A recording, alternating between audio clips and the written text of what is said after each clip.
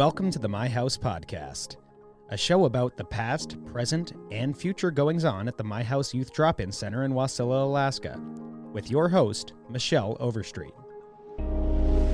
Hi, welcome to episode 36 of the My House Podcast. I'm your host, Michelle Overstreet, and today I'm joined by Bryan, who is our excellent case manager and Superman Recovery Walk host. So Thank you for being here, Bryan. Thank you for having me. Before we get into our discussion, let's cut to Isaac real quick for a housekeeping update. Sure, we do have some stuff that's going on in the upcoming months. The Rotary Uncorked is coming up on October 7th at 6 p.m.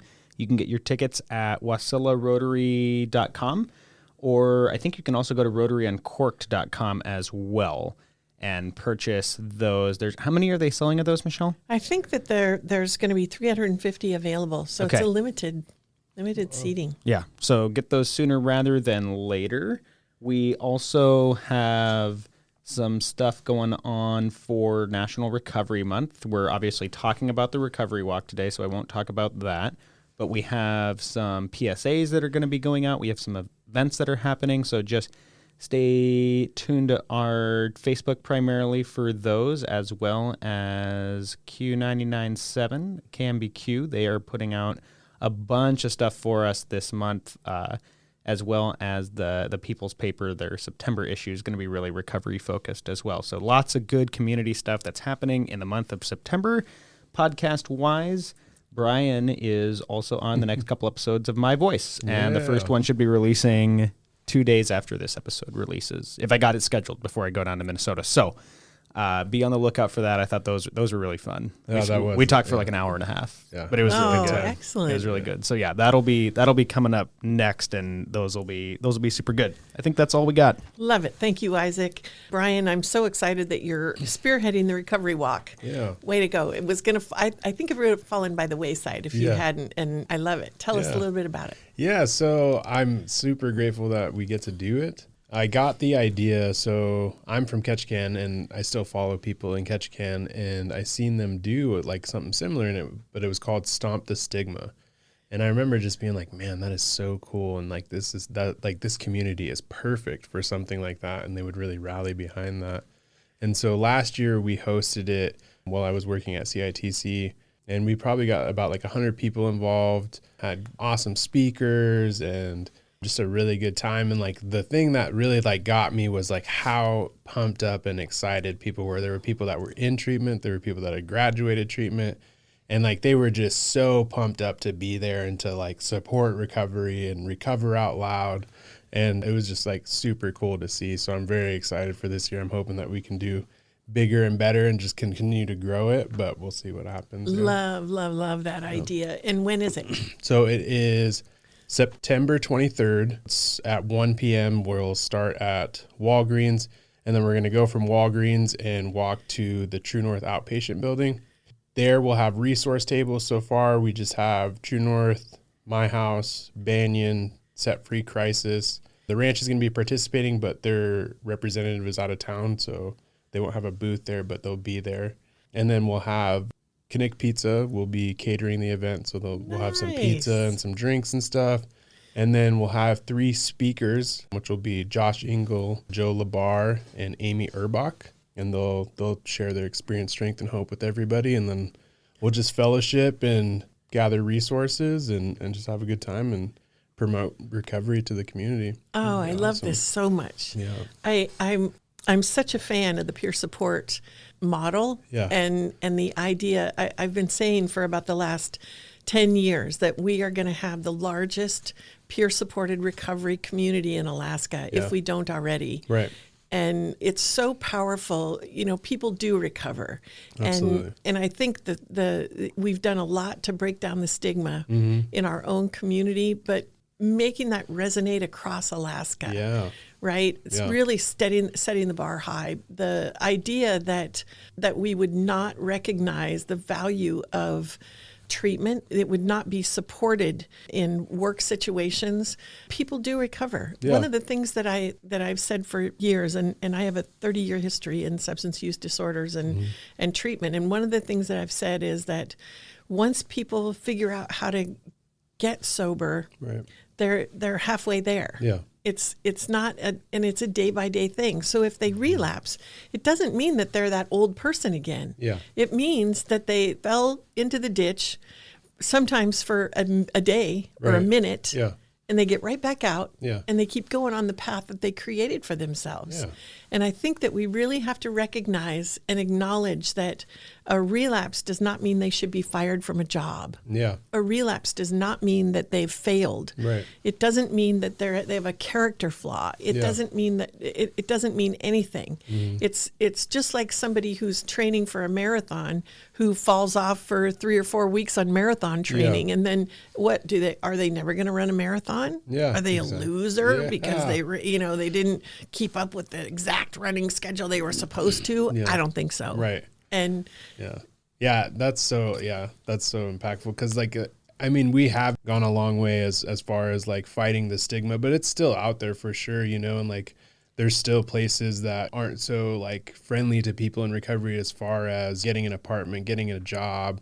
There's Facebook pages created, Junkies on Blast, and you know what I mean? And so like just really speaking to the community that, hey, we can recover. Hey, if we mess up, we're not alone if we mess up, and like that's the biggest thing for me, and why, I chose to stay in Wasilla rather than move back to Ketchikan, because I fell in love with a community of people that were trying to do the same thing as me. And we didn't all go on the same path, and some veered off and some went well, and you know what I mean? But there's still nothing but love there. There's still that understanding and that camaraderie that we have together. yeah, there's such a strong belief Yeah. in the human spirit's ability to overcome and triumph Yeah.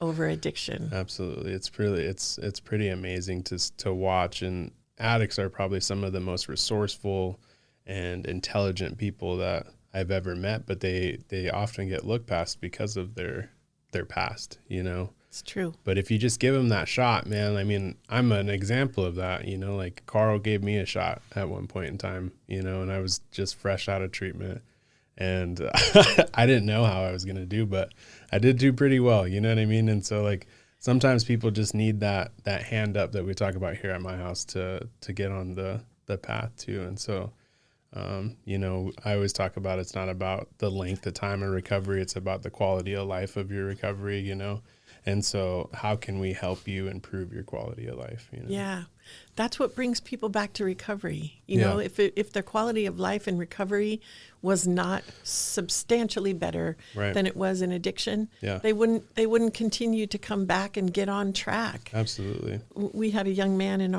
one of our programs who relapsed recently, and it was so sweet. He sent me we were working with him, just said, just come on back. Let's get you back on track. Right. Let's figure out what you need next.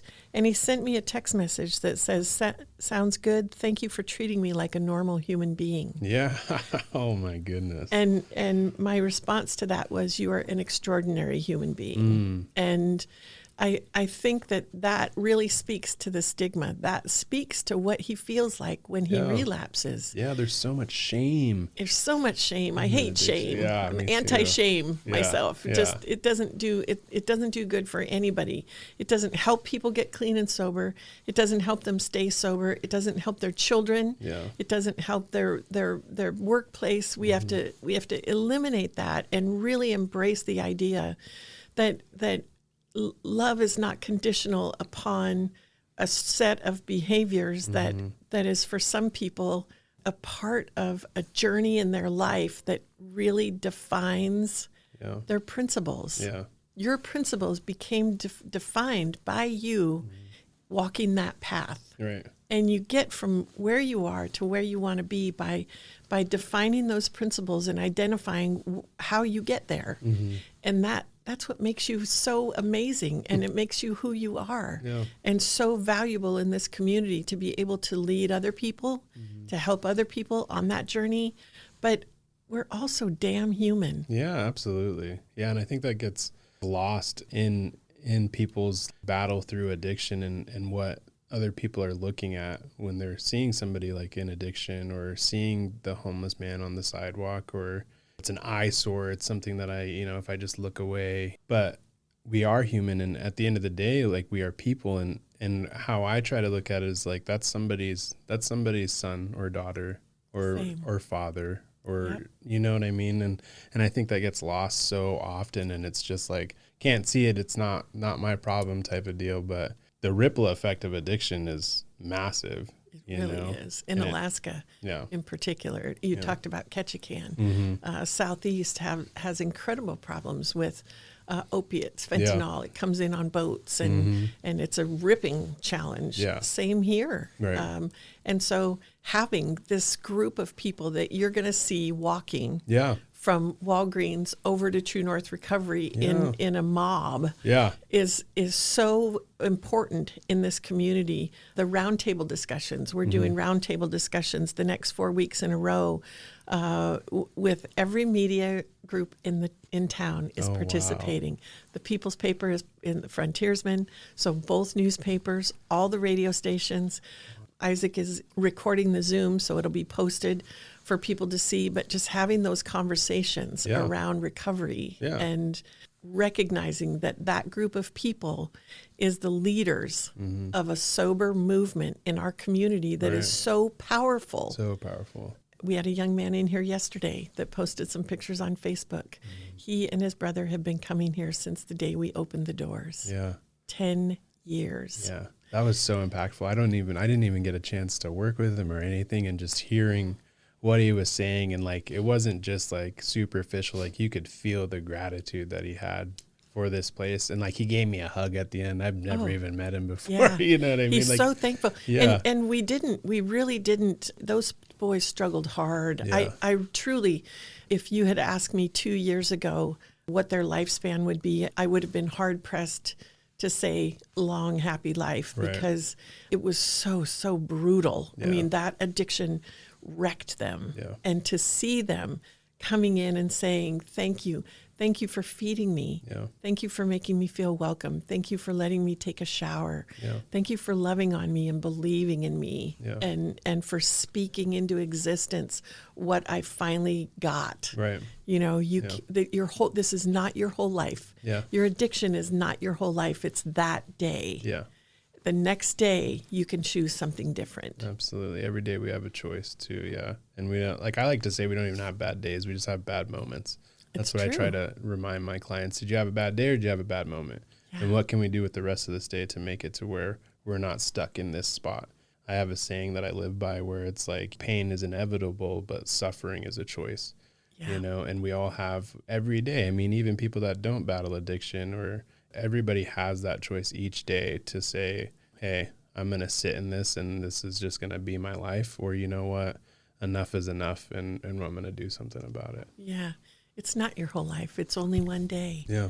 And I think that message for people who are employers, for family members, for community members, if you can keep that in mind when you're working and supporting and helping people in recovery, that it isn't their whole life. It's one day. Yeah. Speak that into existence. Yes. Speak that into them. Believe in their ability to recover, because everyone can recover. Yeah. Not everyone does. But they can't without connection. They cannot without connection. Yeah.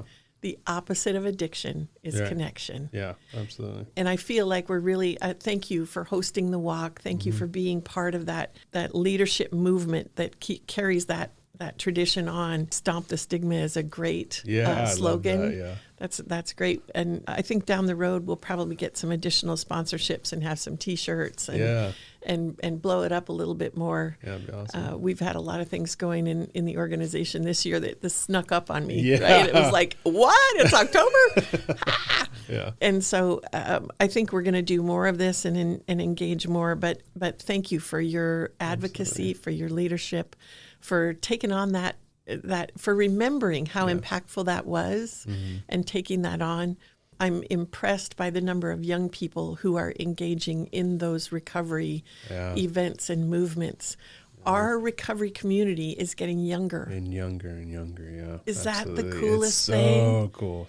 It's those guys don't have to suffer. Yeah. They're not suffering for years. They're getting it because they see you. Yeah. Because they see the True North representatives. They see the Set Free. Yeah. They all find their program and they figure it out. Right. But it's because they believe. Yeah. And that tells me that we're breaking through, we're breaking down barriers. Absolutely. And we're taking a stand against it and really having an impact. Yeah. So if you're a family member out there and you're listening and you get hopeless about the recovery of your loved one, hang in there. Just keep believing and go forward with them day by day. Every single day is a chance for a change. Absolutely. I love where the walk is too, because even though we have, I'd say, a fairly small visible homeless population and small chronic homeless population, panhandling population, it's located in that kind of business district in the center of town. Right. And we're going to be walking right through that area, right past where the people that live here, the people that drive through, see some of those folks that maybe are at that low point in life. And not only are they going to see everyone that has made it to the other side of that mountain and is a champion of the recovery community, but then also the individuals that we do have that frequent that area are going to see their peers walking through and promoting this. Yeah, and going right through the middle of town. Yeah, and that was like the thought that I had when I like designated where we would walk from. Last year we walked all the way to Wonderland Park, and some people were getting tired by the time we got to like around True North's area. So I figured we'd shorten it up a little bit, but that was like the thought process. And I do want to say that like this isn't just an event for like, I don't care if you have 5 minutes sober, 2 minutes sober. Like, we want you there. We want you to be here. We want this to be a community event. We want kids there. We want family members there. You don't have to be a person in recovery. You just want to support the community. Come and hang out with us. Like, we want to show you who we are. And so there's no better way than to come to these events and see what we're about and see the type of people that we truly are underneath the show that we put on throughout addiction. You know what I mean? So I love that. And to your point, Isaac, I happen to know that there are 2 people who panhandle down in that area that are not homeless, but they're there panhandling every day for drug money. And so, you know, that is when we talk about homeless and we talk about getting someone into housing, sometimes that's considered the solution for the homelessness. And really the solution is connection. Right. The solution is being needed somewhere, having meaningful work or volunteer work or things that they can do that give them value and that make them part of the community. Sitting and having people look past you all day, every day is not that. Yeah. And the opportunity for those people who are housed, they're not homeless, but they're panhandling for drug or alcohol money, is very powerful in this circumstance. And so thanks for pointing that out, Isaac. That's a really great observation. Absolutely. And we're wrapping up. That's all the time we have for today. But thank you, Bryan, for sharing your passion for the recovery walk. And I hope that everyone listening will join into that. 1:00 Saturday, September 23rd. Yeah, and if you want to hear Bryan's story as well, my voice, the next couple episodes, we're gonna go a deep dive on Bryan's lived experience. Deep dive. Fantastic. And for those who don't know, Bryan was a Friday Night Courts. Yeah, it was my first job in recovery. It was first job. So thank you so much for. You were that other person that believed in me. Yeah, we gave me that opportunity. You were awesome. You were my guy. Yeah. And you did great. Thanks, Bryan, for all you do. The My House podcast is recorded at the My House studio in Wasilla, Alaska. Our producer and editor is Isaac Smolden, and I'm Michelle Overstreet. Until next time.